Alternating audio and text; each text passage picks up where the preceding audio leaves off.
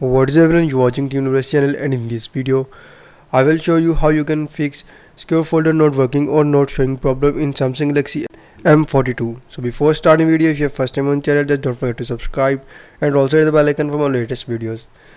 So to fix secure folder not working or not showing problem in Samsung Galaxy M42, first of all you just need to go to settings and then follow every single step as I'm showing you in this video. Also this will fix your issue.